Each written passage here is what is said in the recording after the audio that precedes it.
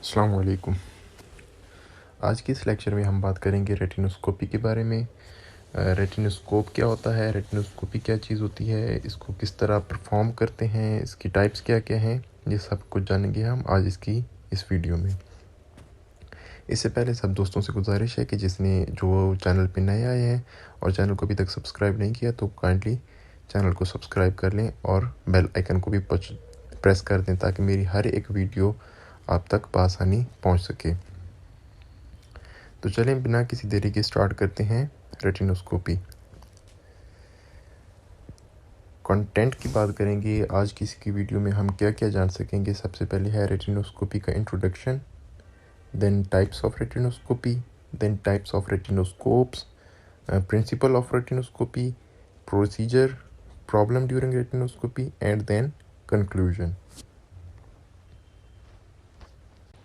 Introduction की बात करें तो रेटिनोस्कोपी एक ऐसी टेक्निक को कहते हैं जिसके अंदर ऑब्जेक्टिवली रिफ्रैक्टिव स्टेटस पेशेंट का मेजर किया जाता है।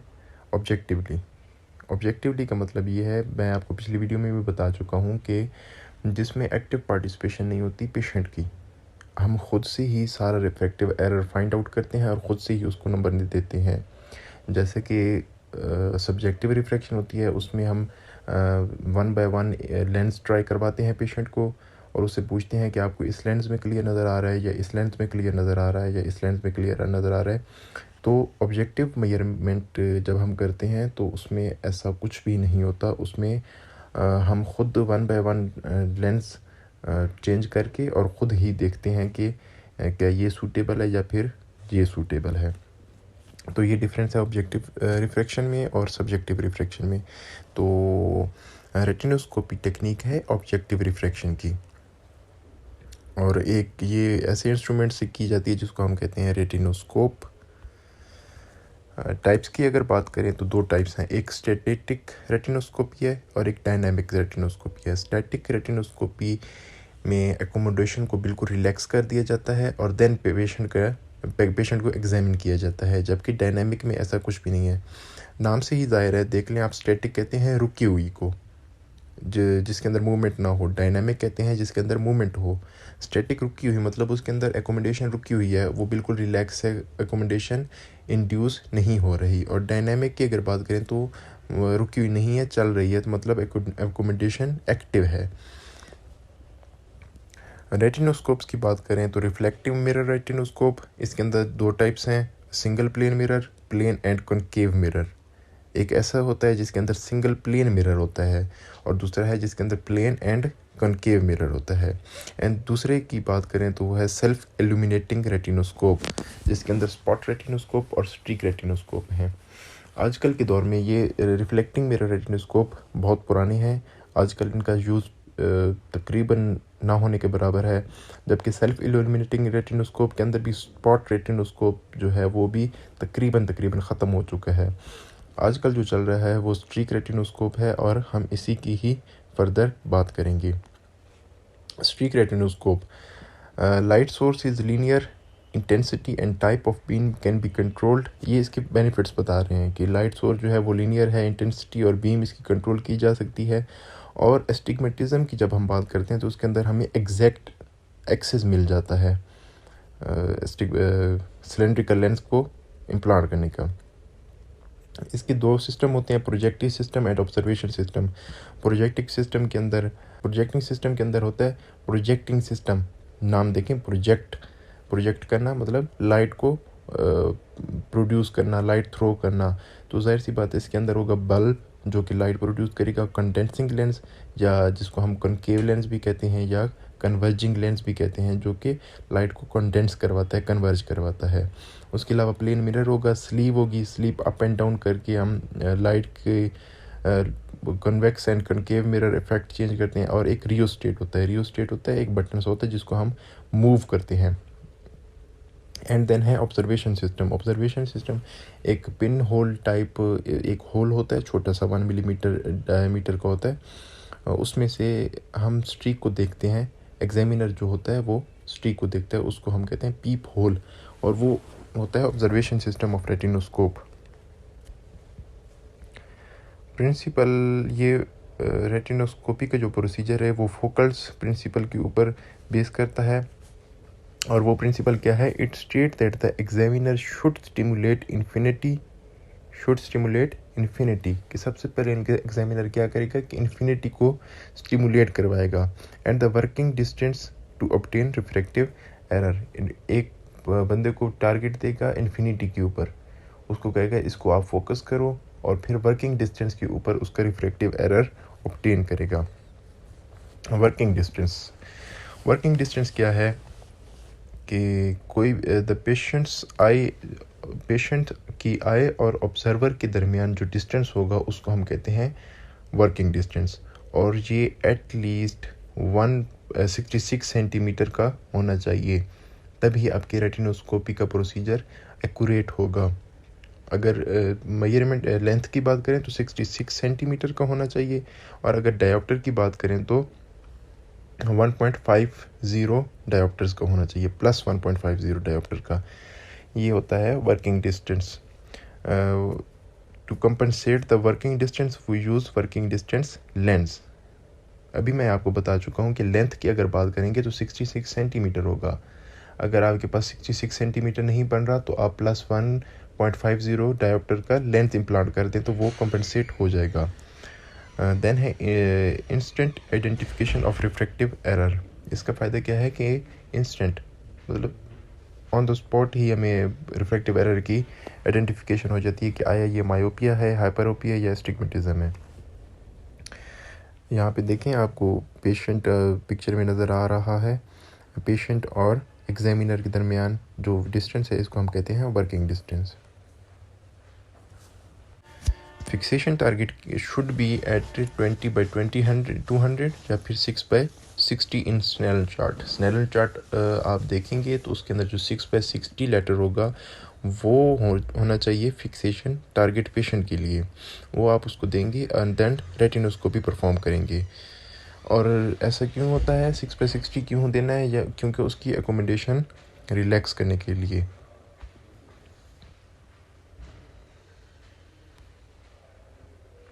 रिक्वायरमेंट्स क्या हैं, क्या क्या रिक्वायरमेंट्स हैं? सबसे पहले है dim and 6 metre room. Dim इसलिए होनी चाहिए कि ताकि हमें जो रेटिनोस्कोपी की स्ट्रीक है वो क्लियरली नज़र आ जाए, और 6 मीटर रूम इस वजह से होना चाहिए क्योंकि मैं अभी को बता चुका हूँ आपको कि चूँकि उस पेशेंट को फिक्सेशन टारगेट दिया जाता है वो 6 मीटर का दिया जाता है ताकि उसकी एकोमोडेशन रिलैक्स रहे। देन रेटिनोस्कोप, ऑब्वियसली रेटिनोस्कोप नहीं होगा तो हम रेटिनोस्कोपी भी नहीं कर सकेंगे। ट्रायल लेंस हमने चेंज करके ट्रायल लेना है लेंसेज का, तो ट्रायल लेंस का होना ज़रूरी है। ट्रायल फ्रेम है, विजुअल एक्विटी चार्ट है। प्रोसीजर की बात करते हैं तो सबसे पहले तो आपने पेशेंट को गाइड करना है इस टेस्ट के बारे में। आप उसको साइक्लोपिन डालेंगे, आप उसका काफ़ी सारा टाइम लगाएंगे क्योंकि ज़ाहिर सी बात है रेटिनोस्कोपी का जो सिर्फ प्रोसीजर है वो आधा घंटा पौना घंटा ले जाता है। उसके अलावा जब अगर आप उसको साइक्लोपिन डालेंगे तो साइक्लोपिन के घंटे बाद हम रेटिनोस्कोपी का प्रोसीजर करते हैं, तो इसका मतलब है कि तकरीबन रेटिनोस्कोपी करने में 2 घंटे लग जाते हैं। तो ये आपने पेशेंट को गाइड करना है। उसके बाद आपने पेशेंट को गाइड करना है कि वो जो टारगेट दिया जाता है उसको फिक्सेट करके रखे ताकि एकोमोडेशन इंड्यूस ना हो। फिर एग्जामिन जब आप कर रहे होंगे तो पेशेंट की जब राइट आई एग्जामिन करेंगे तो वो एग्जामिनर अपनी राइट आई से करेगा, और जब लेफ़्ट आई को एग्जामिन करेंगे तो लेफ़्ट पेशेंट भी अपनी लेफ़्ट आई से। इसको हम कहते हैं RRR rule and LLL rule, कि पेशेंट की राइट आई एग्जामिनर की राइट आई और रेटिनोस्कोप जो होगा वो एग्जामिनर के राइट हैंड में होगा। ये होगा RRR। And then left LLL, के पेशेंट की लेफ़्ट आई एग्जामिनर की left eye and patient examiner के लेफ़्ट हैंड में रेटिनोस्कोप होगा।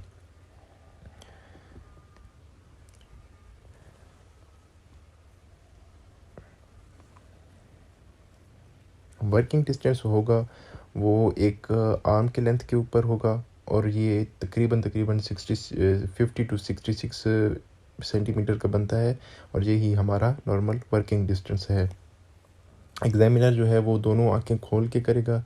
ऐसा नहीं है कि एक आंख से वो कर रहा होगा तो वही खुली होगी, दोनों आंखें उसकी खुली होनी चाहिए और एग्जामिनर को पेशेंट के विजुअल एक्सिस के करीब रहना चाहिए। और सबसे बड़ी जो बात है वो ये है कि जब रेटिनोस्कोपी आप परफॉर्म कर रहे होंगे तो पेशेंट का व्यू ब्लॉक नहीं करना, जो उसको टारगेट दिया है वो ब्लॉक नहीं करना, वो उसको क्लियरली देख सके।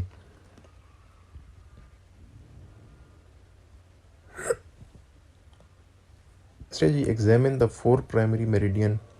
आपने ये सारी एहतियात रख ली अपने जहन में। उसके बाद आपने करना है कि रेटिनोस्कोपी जब आप कर रहे होंगे, सबसे पहले आपने जो मेन 4 मेरिडियन हैं 90 degree, 180 degree, 45 degree and 135 degree, ये 90 डिग्री के अपार्ट पे बन रहे हैं। इनको सबसे पहले आपने चेक करना है कोई भी लेंस लगाए बगैर। ठीक है, वहाँ पे हमें 3 पॉसिबल रिज़ल्ट मिलेंगे। या मिलेगी विद मूवमेंट स्ट्रीक की। विद मूवमेंट का मतलब ये है कि जैसे आप रेटिनोस्कोप को मूव करेंगे वैसे उसके साथ साथ ही स्ट्रीक मूव करेगी। स्ट्रीक आप देख रहे होंगे पेशेंट के प्यूपल के अंदर। आप पेशेंट के प्यूपल के अंदर देख रहे होंगे जैसे जैसे जिस सिम्त में, जिस डायरेक्शन में आप रेटिनोस्कोप को मूव कर रहे होंगे उसी डायरेक्शन में स्ट्रीक भी मूव कर रही होगी पेशेंट के प्यूपल के अंदर। इसको हम कहते हैं विद मूवमेंट या विद मोशन। इसके दूसरे नंबर पे आती है अगेंस्ट मूवमेंट, कि आप राइट साइड पे रेटिनोस्कोप को मूव कर रहे हैं और पेशेंट के प्यूपल के अंदर स्ट्रीक जो है वो लेफ़्ट साइड के ऊपर जा रही है, अगेंस्ट जा रही है उसके। एंड थर्ड वन जो है वो है न्यूट्रल। आपने स्ट्रीक पेशेंट के प्यूपल के ऊपर लगाई, प्यूपल पूरा ग्लो कर रहा है। ठीक है, अब विद मूवमेंट की क्या पॉसिबल रिजल्ट है। विद मूवमेंट जब भी होगी हमेशा हाइपर ओपिक होगा पेशेंट। जब भी विद मूवमेंट होगी पेशेंट हाइपर ओपिक होगा। जब भी अगेंस्ट मूवमेंट होगी उसके 2 पॉसिबल रिजल्ट हैं, या तो वो मायोपिक है या फिर उसका जो वर्किंग डिस्टेंस है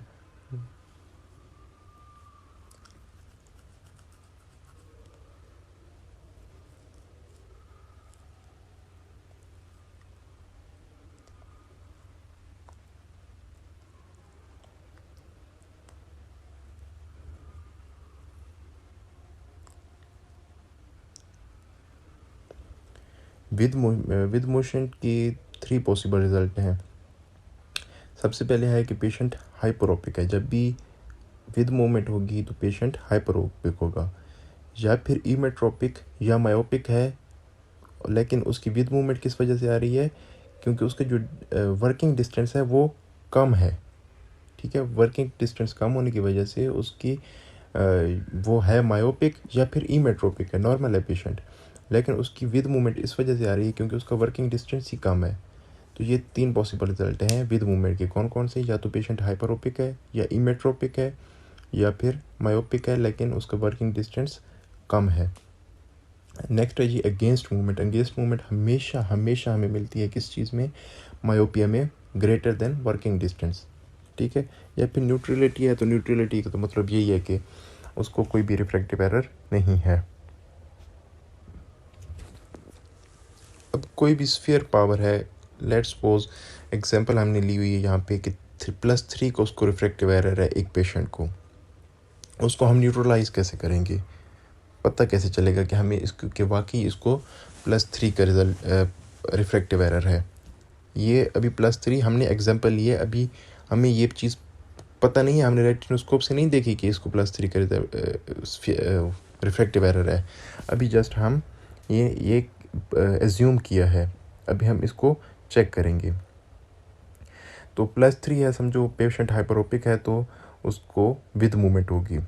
विद मूवमेंट है तो इसके 2 पॉसिबल हैं कि उसको हमने वर्किंग डिस्टेंस लेंस लगाया हुआ है जो कि +1.5 डायोप्टर है, और दूसरी पॉसिबल सिचुएशन ये है कि उसको हमने वर्किंग डिस्टेंस नहीं लगाया हुआ। दूसरी सिचुएशन पे बात करते हैं। सबसे पहले आपने अब देखेंगे, आप कोई भी आपने लेंस नहीं लगाया, आप देखेंगे तो स्ट्रीक आपको विद मूवमेंट दे रही होगी।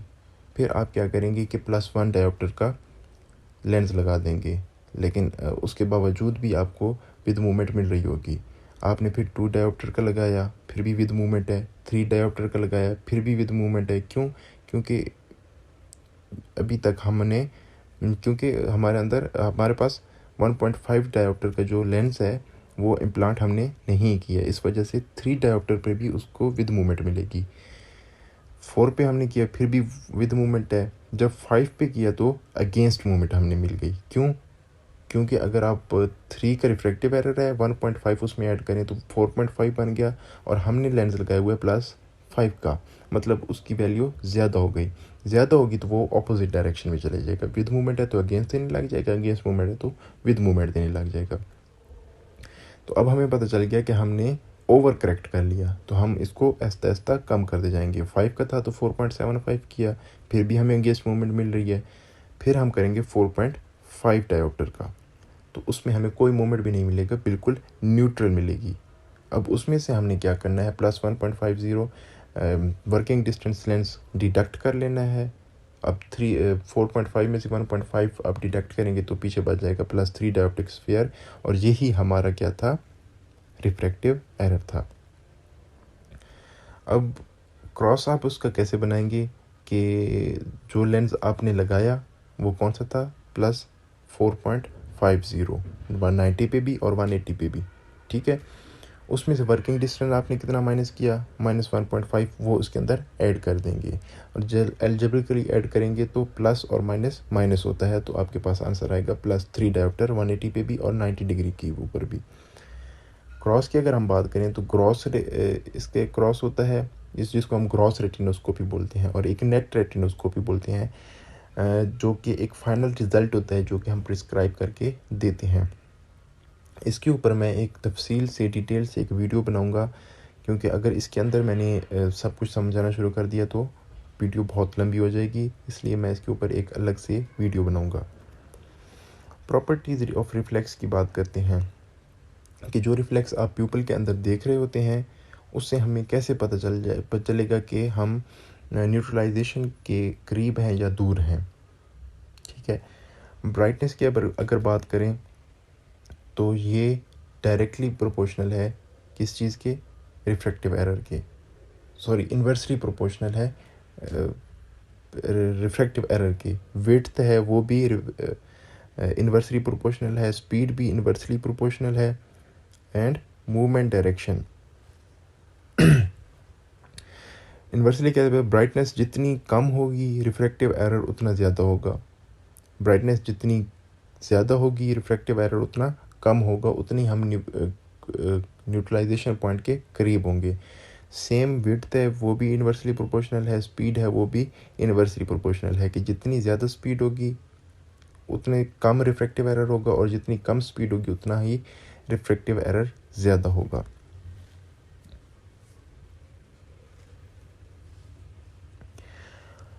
और सम टाइम ऐसा होता है कि जो रिफ्लेक्स होता है वो ब्रेक हो जाता है इक्वली।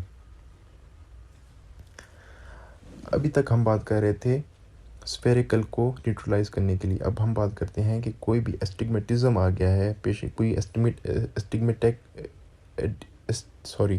एस्टिग्मेटिक पेशेंट आ गया है, उसको आप कैसे ट्रीट करेंगे, उसको आप कैसे पहचानेंगे। तो आप देख रहे हैं कि 90 डिग्री के अपार्ट पे आपने चेक किया, सब पहले उसको आपने चेक किया वर्टिकली, फिर आपने चेक किया हॉरिजॉन्टली, ठीक है। जब आपने 90 डिग्री पे चेक किया तो वो आपको विद मूवमेंट दे रहा था, जब आपने 180 के ऊपर चेक किया वो आपको अगेंस्ट मूवमेंट दे रहा है, तो मतलब क्या है कि पेशेंट एस्टिग्मेटिक है। या फिर 90 डिग्री पे आपको उसकी स्पीड या ब्राइटनेस या मूवमेंट, अभी तक हम बात कर रहे थे स्फीयर की, अब हम बात करते हैं एस्टिग्मेटिज्म की, कि एक पेशेंट है जो कि एस्टिग्मेटिक है, वो आपके पास आता है, आप उसको कैसे रिकॉग्नाइज करोगे, ठीक है। 2 मेरिडियन में आप उसको चेक करेंगे, फॉर एग्जांपल ले रहे हैं जस्ट, 2 मेरिडियन में आप उसको चेक करोगे 90 और 180। 90 में जब आपने उसको चेक किया तो वो आपको विद मूवमेंट दे रहा है, लेकिन जब आप उसको 180 में चेक करते हैं तो वो आपको अगेंस्ट मूवमेंट दे रहा है, तो मतलब क्या है कि पेशेंट एस्टिग्मेटिक है, ठीक है। या फिर ऐसा भी हो सकता है कि दोनों मेरिडियन में आपको विद मूवमेंट या दोनों मेरिडियन में अगेंस्ट मूवमेंट मिल रही है, लेकिन क्या है कि उसकी स्पीड में, ब्राइटनेस में या फिर विड्थ में फ़र्क है, तो मतलब कि पेशेंट एस्टिग्मेटिक है, ठीक है। उसमें आप क्या करेंगे कि सबसे पहले जिसका कम रिफ्रैक्टिव एरर होगा या फिर जिसकी स्लो मूवमेंट होगी उसको आप पहले ट्रीट करेंगे और फिर बाद में दूसरे वाले को ट्रीट करेंगे। अब clue that can be used in recognized astigmatism, को कुछ क्लू हैं जिसकी वजह से हम एस्टिग्मेटिज्म को रिकॉग्नाइज कर सकते हैं। उसमें क्या है, थिकनेस फिनोमिना है, इंटेंसिटी फिनोमिना है, and break and skew phenomena है, straddling and axis phenomena. Thickness में आप बात कर सकते हैं कि नीचे पिक्चर में आप देखें, जितनी नैरो थिकनेस होगी उतना ही करेक्ट एक्सेस होगा। ठीक है, आप देखें ऑन एक्सिस जब हम एक्सिस के ऊपर रखेंगे स्ट्रीक को तो उसकी थिकनेस कम होगी, और ऑफ एक्सिस में आप देखें उसकी थिकनेस ज़्यादा है क्योंकि वो एक्सिस के बाहर है। ठीक है, इसी तरह इंटेंसिटी की बात करें तो जितनी कम इंटेंसिटी होगी मतलब वो ऑन द एक्सिस होगा, और इंटेंसिटी अगर ज़्यादा होगी तो वो ऑफ द एक्सिस होगा। Skew phenomenon, if we speak of axis, the reflex will tend to travel along the correct axis। ठीक है, स्क्यू फिनोमेना ये होता है कि हम मतलब स्ट्रीक जो है उसको हमने एक्सिस से हटा दिया तो वो कोशिश करेगी कि वो अपने एक्सिस की तरफ दोबारा मूव करे। ठीक है, वो आपको एक क्लू देगी, खुद से ही देगी। और स्ट्रेगलिंग द एक्सिस क्या है, if there is regular astigmatism when one meridian has been neutralized, the meridian exactly 90 degree away will be strongest and most defined reflex. ठीक है, कि विद द रूल एस्टिग्मेटिज्म है उसमें आपने एक मेरिडियन को बिल्कुल ठीक कर दिया, एग्जैक्टली 90 डिग्री के एंगल पे वो आपको स्ट्रॉन्ग रिफ्लेक्स देगा, जिसकी वजह से आपको एक क्लू मिल जाएगा कि आपका एक्सिस ठीक है। अब इसमें देखें, आपको दो स्फीयर हैं। ठीक है, तीन मेथड से न्यूट्रलाइज कर सकते हैं। दो स्फीयर हैं, या एक स्फीयर और एक सिलेंडर है, या फिर दोनों सिलेंडर है। ठीक है, दो स्फीयर हैं तो आपने सिंपली क्या करना है कि जो बड़ा वाला स्फीयर होगा उसको आपने स्फीयर ले लेना है, और जो कम होगा उसको आपने उसमें से माइनस करके। अब देखते हैं कि कौन सी साइक्लोप्लेजिक ड्रग आप यूज़ करते हैं जब आप रेटिनोस्कोपी परफॉर्म करते हैं। उसी हिसाब से फिर आप अपना वर्किंग डिस्टेंस उसमें से डिडक्ट करेंगे, माइनस करेंगे। ठीक है, लेट्स सपोज अगर आपने एट्रोपिन यूज़ की तो उसमें आप 1.25 डायोप्टर प्लस करेंगे। साइक्लोपेंटोलेट यूज़ की तो उसमें +0.75, या हेमेटोट्रोपिन की तो उसमें 0.05 डायोप्टर आपने डिडक्ट करने हैं। So this value should be deducted from the gross value as shown in the above slide. ये जब हम ग्रॉस वैल्यू का चार्ट बनाएंगे, ग्राफ बनाएंगे, तो उसमें मज़ीद मैं इसको डिस्क्राइब कर दूँगा। अच्छा, बेसिकली जो एरर आते हैं रेटिनोस्कोपी में वो क्या है कि इनकरेक्ट वर्किंग डिस्टेंस होता है, failure to locate principal meridian होता है, scoping of the patient visual axis को आप ब्लॉक कर देते हैं, कॉर्नियल स्कार की वजह से हो सकता है, स्मॉल प्यूपल की वजह से हो सकता है, या अकोमोडेशन अनकंट्रोल्ड है, कैटरेक्ट है, या इनएक्सपीरियंस्ड बंदा कर रहा है इस वजह से भी हो सकता है, ट्राई लेंस के अंदर डिफेक्ट हो सकता है, या फिर पेशेंट की कोऑर्डिनेशन की लैग की वजह से भी हो सकते हैं एरर्स रेटिनोस्कोपी के अंदर। कुछ इंपॉर्टेंट पॉइंट हैं जो कि आप रेटिनोस्कोपी करें तो उस वक्त अपने जहन के अंदर लाजमी रखें। स्ट्रेस बिस्मस है, कोई डेविएशन है पेशेंट को, तो उसके अंदर क्या करना है कि जिस आई को आप एग्जामिन नहीं कर रहे उसको ऑक्लूड कर दें। ठीक है, उसकी वजह से आपका टारगेट फिक्सेट रहेगा। दूसरी बात है, अगर एफए के है पेशेंट को, उसके अंदर लेंस ही नहीं है, तो उसको आप +10 डायोप्टर पहले से ही वहाँ पे लेंस रख दें और फिर रेटिनोस्कोपी परफॉर्म करें। डल रिफ्लेक्स है तो हाई पावर का आपको प्लस और माइनस लेंस यूज़ करना पड़ेंगे। जो भी रिफ्लेक्स मिल रहा है, विद है तो आपको प्लस लेंस यूज़ करना है, अगेंस्ट है तो माइनस लेंस यूज़ करना है। अगर इरेगुलर रिफ्लेक्स मिल रहा है तो न्यूट्रलाइज सेंट्रल रिफ्लेक्स। ठीक है, जो सेंट्रल रिफ्लेक्स है उसको आपने न्यूट्रलाइज करना है। पोस्ट कैटरेक्ट है पेशेंट, सूडोफेकिक है, तो उसमें मोस्टली क्या होता है कि अगेंस्ट द रूल एस्टिग्मेटिज्म मिल जाता है हमें। स्मॉल पीपल है तो reduce the illumination of the streak. Small people के लिए हम क्या करते हैं, स्ट्रीक की इल्यूमिनेशन कम कर देते हैं। कंक्लूजन की अगर बात करें तो हर पेशेंट को रेटिनोस्कोपी करनी चाहिए ताकि आपकी प्रैक्टिस ज़्यादा से ज़्यादा हो, क्योंकि ये आपको एक स्टार्टिंग पॉइंट, रिफ्रैक्शन का स्टार्टिंग पॉइंट है, मेन पॉइंट है। और ये एक ऐसा प्रोसीजर है जो कि ऑप्थेल्मोलॉजिस्ट को डिफरेंशिएट करता है ऑप्टोमेट्रिस्ट से। ऑप्टोमेट्रिस्ट रेटिनोस्कोपी इतनी अच्छी कर सकता है जो कि ऑप्थेल्मोलॉजिस्ट भी नहीं कर सकता, ठीक है।